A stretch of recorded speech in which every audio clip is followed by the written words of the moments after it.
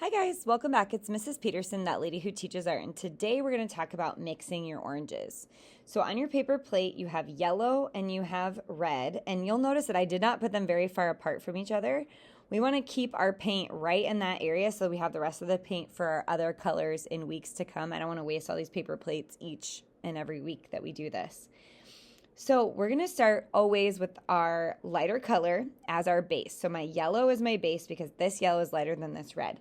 And I'm going to take a tiny bit of my darker color on the tip of my brush, and I'm going to mix that into my paint. Now this is the part where it can get kind of crazy because your paintbrush could get paint all over it. You need to be careful so that that doesn't happen.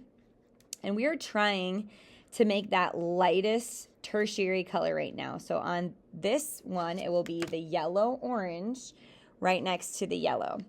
And I think I did it. I don't think this is orange yet. If it got too dark, it would be orange, and you would need to put that in the square and then ask me for more yellow paint. But hopefully it didn't. I want to mix this whole little batch until it's all the same color, and I can tell there's some yellow out there still.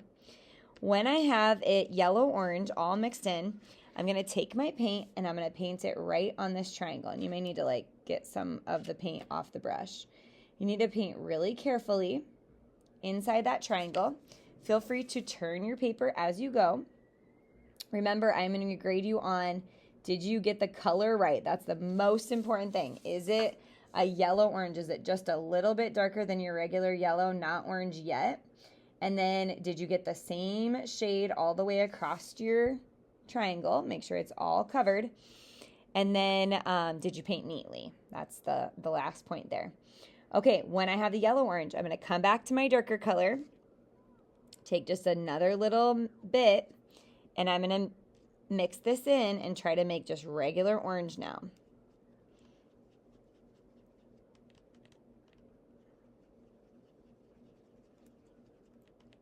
I feel like that's looking really good. If you're not sure, you can always check the color wheel in our room. And again, I might have too much on my brush. I don't want to be a sloppy painter, so take some off on the edge there. As you're painting, just double check, does this color look truly orange? Does it look darker than what you just made with the yellow orange? Paint carefully that whole square in, and then you're going to come back to your color and add more red. Now we don't want to go too much so that it looks like red. I want to go darker than what I just had. You'll notice I don't even probably need to mix all this paint. This shape is pretty little. As long as I just, and again, wipe off any extra right there. Notice I'm keeping all my paint in between my red and my yellow so I can use my plate again next time.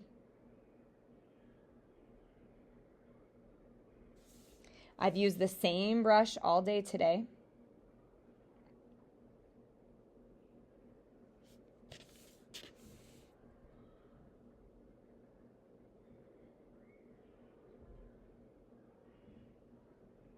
And there we go. When I'm double checking my work, sorry, before I say anything else, I just want to get that corner. I'm going to make sure that I see 3 different shades. I'm going to see that all of them are all filled in. And then I'm ready to wash my brush. Remember, when we wash our brush, you'll go to the bathroom, you'll put soap right in your hand, scrub the paint out onto your hand. After you do that, you're going to rub the bristles under the water until all the paint is out. And then you are going to bring this back to me dripping wet. You'll just test it right on my arm. Dripping wet water should come off right on my arm, and then I'll know that your brush is clean. Okay, we also want to make sure that the sinks are all wiped down when we're done. Let's talk about our other colors. For my yellow and my blue, I'm going to again start with my lighter yellow, mix a dot of the blue in to make yellow-green. You know what? I think I'm going to make another video for this. I will see you guys next time for that. Can't wait to see what you create.